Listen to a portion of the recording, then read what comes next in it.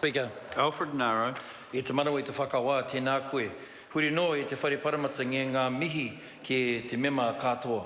Mr. Speaker, I rise to take a call on the Social Security extension of Young Persons and Services Remedial Matters Amendment Bill in its third reading.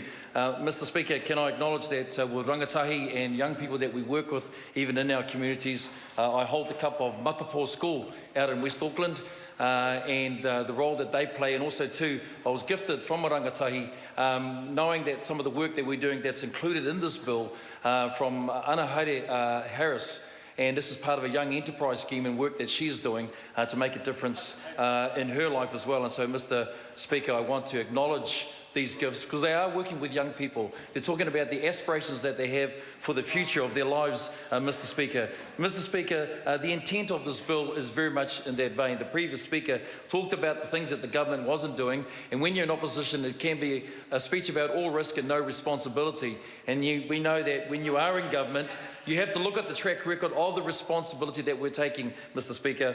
I do apologise, Mr. Speaker. And it is in regards, Mr. Speaker, to this bill, which is an election promise in 2014.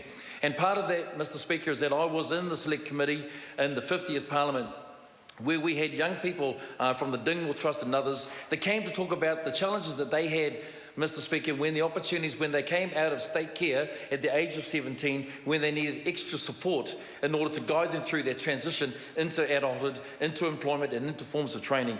Mr. Speaker, this government heard that, has taken that on board, as well as some other issues. So I want to declare that today in this bill, in this third reading, as it passes through the House, number one, it is completing an election promise to ensure that we will raise the age of eligibility from 17 to 18. I want to also declare in that there is also a provision that's still there for the Chief Executive to be able to, that if there's the risk factor where there needs added support, Mr. Speaker, there's a provision that there currently is in the Act that can extend their care on to other ages, up to 21 even, Mr. Speaker. So we think that's absolutely important as well.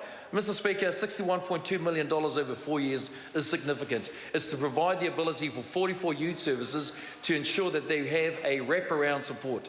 Mr. Speaker, the whole issue around youth coaching becomes important. We know that young people at this age, many of us that have our own young children and young people who are young adults, young rangatahi as well, they need that added support. It doesn't matter where they are, whether it be in state care or children of our own from good homes, from good families, Mr. Speaker. So the youth coach is no different to that. What it does, it provides for them the ability to be able to look at their finances, how they can manage that with good budgeting, to ensure that they pay off the things that are important for them, that they're needed. The other thing that it also provides is for parenting.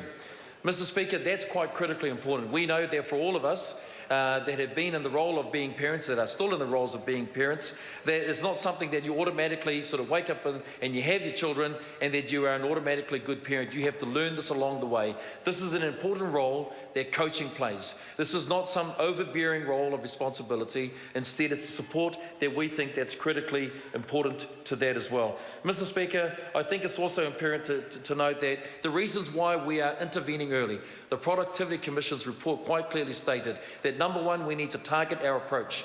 We make no excuses about the fact is that we're targeting early. We know that we're targeting early because it says this, and Mr. Derek Ball might want to listen to this if he's read the Productivity Commission, and what it says this, that if you're in a job seeker between the age of 19 years of age, Mr. Ball may not know this, Mr. Speaker, but the longevity of that period of time is on average 13 years. Mr. Speaker, that those who are of 19 years of age who've been sole parents, the average of their period of time, Mr. Ball, you may be interested, is 18 years.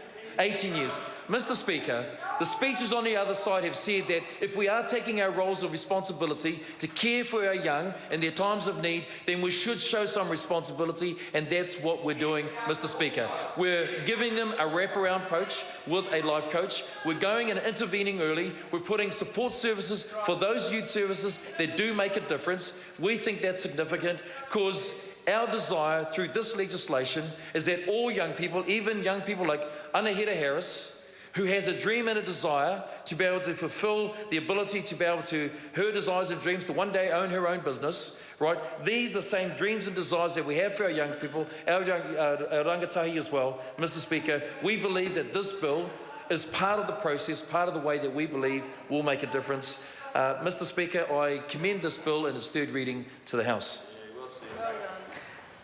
E te māngai e te whare, Mr. Speaker.